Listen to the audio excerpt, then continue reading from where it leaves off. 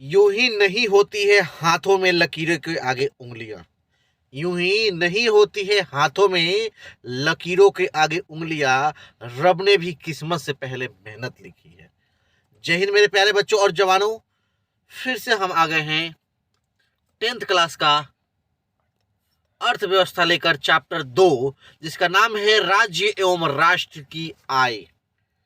राज्य एवं राष्ट्र की आय, उसका आय देखेंगे हम लोग। पहला क्वेश्चन है, क्वेश्चन में बढ़ते हैं। भूमि का पारिश्रमिक है लगान, ब्याज, वेतन, लाभ। क्या है बाबू? भूमि का पारिश्रमिक, तो उसका जो पारिश्रमिक हम लोग देते हैं, लगान देते हैं, जो टैक्स के रूप में देते हैं हम लोग, वो लगान है। क्लियर है? नेक्स्ट क्वेश्चन, गरीबी गरीबी को जन्म देती है। यह कथन है किसका?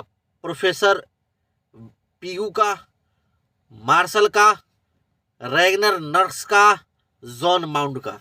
किसका है बाबू? ये है रैगनर नर्स का। ऑप्शन नंबर सी, गरीबी गरीबी को जन्म देती है।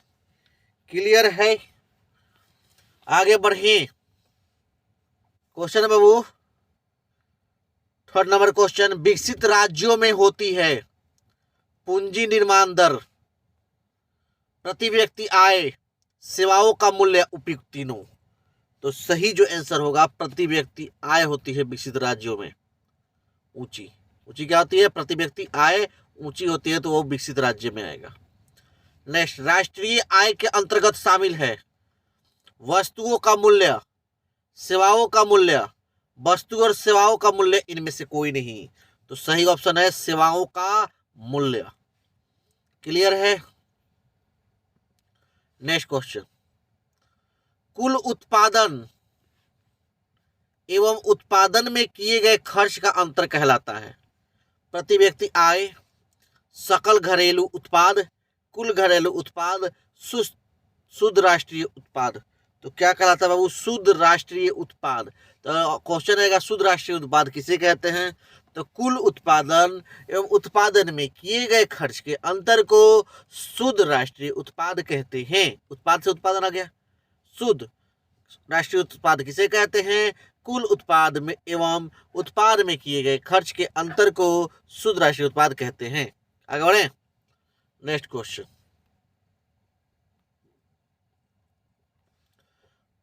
राष्ट्रीय आय समतुल्य होता है, किसके समतुल्य होता है?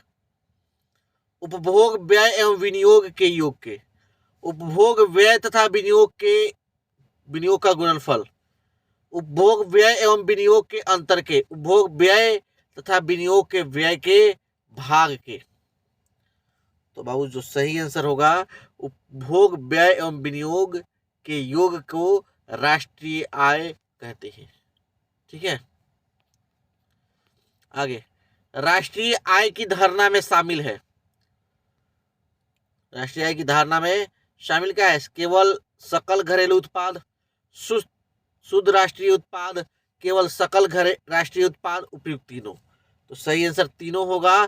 केवल सकल घरेलू उत्पाद नहीं होगा, शुद्ध राष्ट्रीय उत्पाद, सकल राष्ट्रीय उत्पाद, तीनों होगा। क्लियर है? सर्वप्रथम राष्ट्रीय आय के अनुमान का वर्ष था।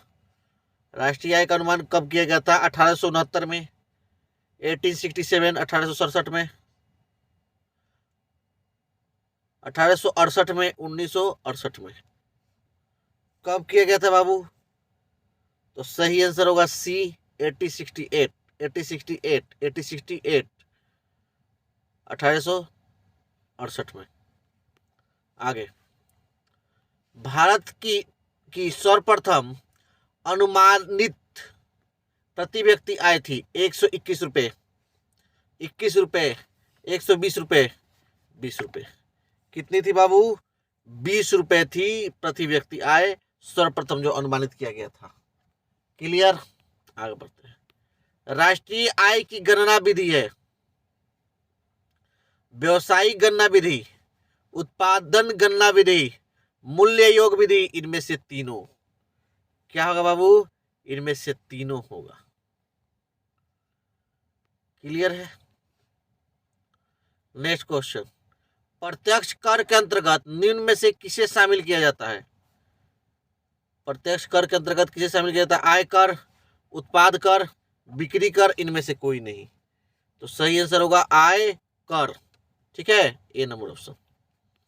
नेक्स्ट क्वेश्चन, दादा भाई नौरोजी ने सर्वप्रथम राष्ट्रीय आय का अनुमान कब लगाया? 1868 में, 1968 में, 1878, 1998। तो सही आंसर क्या होगा बाबू? 1868 में होगा। अभी इसके पहले भी हमने बताया था। आगे बढ़ते हैं। योजना काल में भारत की औसत वार्षिक विकास दर रही है, कितना रही है विकास दर? 3.5%, 4.2%, 6.5%, 7%। कितना है रही है बाबू? 4.2%। क्लियर है?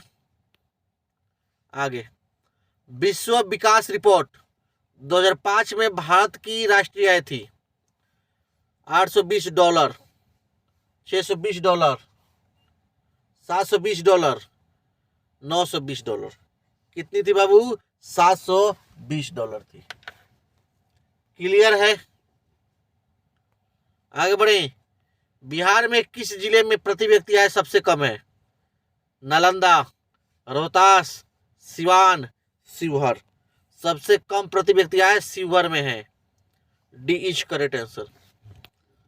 बिहार की आय में सर्वाधिक योगदान होता है कृषि क्षेत्र का, औद्योगिक क्षेत्र का, सेवा क्षेत्र का, इनमें से कोई नहीं।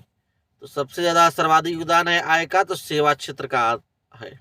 सेवा क्षेत्र के अंतर्गत कौन कौन आते हैं बाबू? अगर आपको जानकारी है तो कमेंट बॉक्स में जरूर जवाब दें कि सेवा क्षेत्र के अंतर्गत क्या क्या आते हैं। आगे, उत्पादन एवं आय गणना विधि आर्थिक दृष्टिकोण से है क्या है? सहज है, वैज्ञानिक है, व्यवहारिक है, उपयुक्त तीनों है।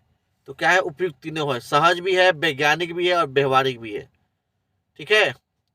राष्ट्रीय आय का अर्थ है, क्या अर्थ होता है राष्ट्रीय आय का अर्थ? है ना? तो सरकार की आय नहीं जी, सार्वजनिक उपक्रमों की आय, उपक्रमों की आय नहीं होती है। पारिवारिक आय नहीं, उत्पादन के साधनों की आय होती है। D is correct answer. उत्पादन के साधनों की आय को राष्ट्रीय आय का अर्थ कहते हैं। भारत में, नेक्स्ट क्वेश्चन, भारत में किस राज्य का प्रति व्यक्ति आय सर्वाधिक है? बिहार, चंडीगढ़, हरियाणा, गोवा। किसका सबसे अधिक है? गोवा का सबसे अधिक है। क्लियर है? नेक्स्ट, भारत में वित्तीय वर्ष कहा जाता है, कब वित्तीय वर्ष होता है? 1 जनवरी से 31 दिसंबर, 1 जुलाई से 30 जून, 1 अप्रैल से 31 मार्च, 1 सितंबर से 31 अगस्त। कब आप क्लास में जाते हो? नए क्लास में 1 अप्रैल को जाते हो ना, 31 मार्च तक। तो 1 अप्रैल से 31 मार्च होगा। ठीक है बाबू? लाइक थोड़ा कीजिए, कमेंट करके बताइए कौन कौन बच्चे वीडियो देख रहे हैं। व्यूज कम जा रहा है, थोड़ा शेयर कीजिए बाबू, स्टेटस लगाइए, ग्रुप में छोड़िए, है ना? बोलिए कि मेरे सर हैं, आप लोग देखिए वीडियो, सबके लिए बनाया जा रहा है। ठीक है, तो जाते जाते मेरे प्यारे बच्चों, सफर में मुश्किल आए तो हिम्मत और बढ़ती है। सफर में मुश्किलें आए तो हिम्मत और बढ़ती है। अगर कोई रास्ता रुके तो जरूरत और बढ़ती है। अगर बिकने पर आ जाओ तो घट जाता है दाम अक्सर। अगर बिकने पर आ जाओ तो घट जाता है दाम अक्सर। ना बिकने का इरादा हो तो कीमत और बढ़ जाती है। आज के लिए इतना ही। जय हिंद, जय भारत, वंदे मातरम, इनकलाब जिंदाबाद।